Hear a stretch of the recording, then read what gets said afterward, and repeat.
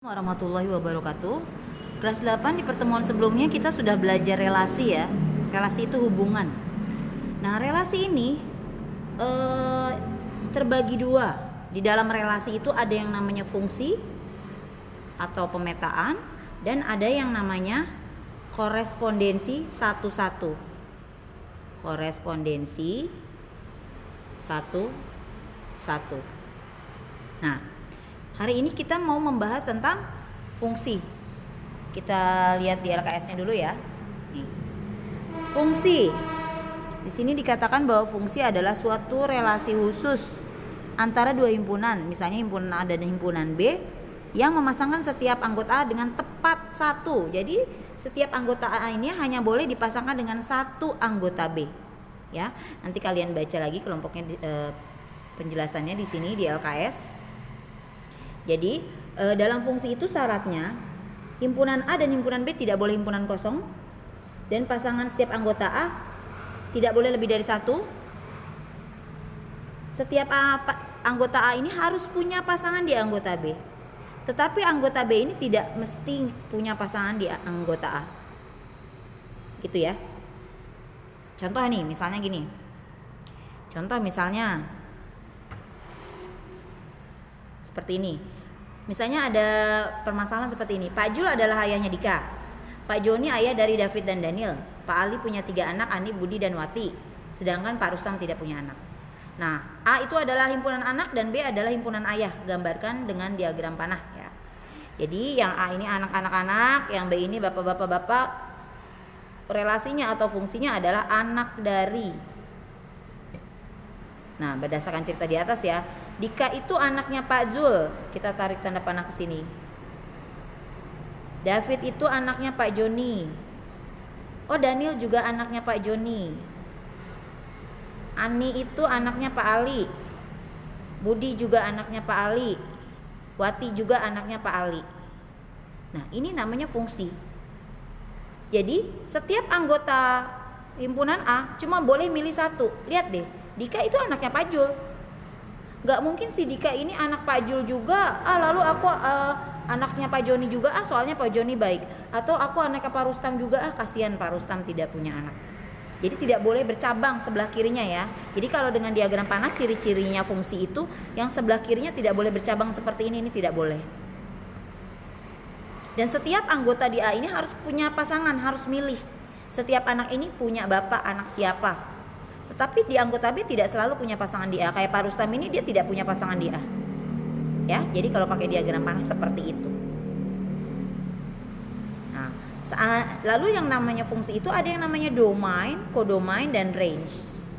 Nah, domain itu adalah semua anggota di sebelah kiri. Jadi domain dari himpunan ini adalah Dika, lalu David, lalu Daniel, lalu siapa? Ani, Budi, Wati. Sudah. Nah, kodomain itu semua yang di kanan. Ada Pak Zul, ada Pak Joni, ada Pak Ali, ada Pak Rustam. Itu namanya kodomain yang sebelah kanan. Lalu ada yang namanya range atau daerah hasil. Ya, biar kalian gak bingung, range itu disebut juga daerah hasil. Ada di LKS disebutkan range itu namanya daerah hasil. Itu yang sebelah kanan tetapi yang dipilih saja. Jadi isinya Pak Zul, Pak Joni, Pak Ali. Gitu ya. Pak Rustam tidak termasuk range karena Pak Rustam tidak ada pasangannya di sebelah kiri. Ya, seperti itu kalau fungsi. Kalau kemarin relasi kan mana, kita lihat catatan relasi kemarin. Lihat kalau relasi bisa bercabang-cabang seperti ini. Yang ini 2 bercabang, yang 3 bercabang. Ya, tetapi kalau fungsi tidak seperti relasi yang kemarin, fungsi itu yang sebelah kiri tidak bercabang. Ya, contoh lainnya misalnya pakai angka. Himpunan A 0 1 2 3 kita gambar ya. Himpunan B 2 3 4 5 6. Jika fungsi didefinisikan sebagai 2 kurangnya dari, kita gambarkan ya. 2 itu 2 kurangnya dari 2. 1 itu kurang 2 dari berapa? 1 itu 2 kurangnya dari 3. 2 2 itu kurang 2 dari 4. Kalau 3, 3 itu kurang 2 dari 5. Domainnya yang mana? Semua yang ada di kiri ya. 0, 1, 2, 3 itu domain. Kok domainnya bagaimana? 2, 3, 4 semua yang ada di kanan ya. 5, 6. Lalu daerah hasil atau range yang ada di kanan tetapi yang dipilih itu range. Sekarang kalau kita nyatakan dengan himpunan pasangan berurutan, perhatikan. 0 dengan 2 ya kan, lalu 1 dengan 3, lalu 2 dengan 4, lalu 3 dengan 5. Jadi fungsi itu kalau digambarkan dengan himpunan pasangan berurutan, kalian perhatikan yang depannya ini tidak ada yang berulang 0, 1, 2, 3. Karena yang sebelah kiri yang ketika ditulis menjadi bagian depan dia tidak bercabang. Jadi di sininya pun hanya sekali. Berbeda dengan pelajaran yang kemarin waktu relasi. Nih, relasi ya. Himpunan pasangan berurutannya. Ini 26. Di sini 2 lagi, 2 dengan 8. Di sini 2 lagi, 2 dengan 10. Ini 3 dengan 6, ini 3 dengan 9. Jadi kalau seperti ini bukan fungsi ya namanya, karena 2-nya berulang-ulang, 3-nya juga berulang-ulang. Kalau fungsi hanya sekali-sekali yang diucapkan di depannya. Ya. Lalu banyaknya pemetaan yang mungkin dalam satu fungsi. Contoh misalnya, ada 3 anak nih sedang memilih ekskul di sekolah. Anaknya namanya Ani, Bella, dan Citra. Di sekolah ada ekskul tari dan vokal untuk anak perempuan misalnya. Tetapi syaratnya hanya boleh memilih ekskul 1. Suruh gambarkan kemungkinannya. Nah mungkin nih, kemungkinan pertama adalah mereka bertiga mau bareng-bareng semua di ekskul tari. Ya kan? Tetapi mungkin saja mereka bertiga bareng-bareng tapi maunya di vokal.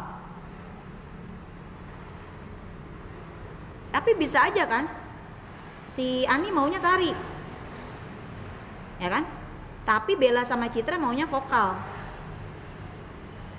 Ini udah berbeda-beda nih variasinya. Atau justru Bella berubah, aku mau tari aja sama Ani, sehingga Citra sendirian di vokal.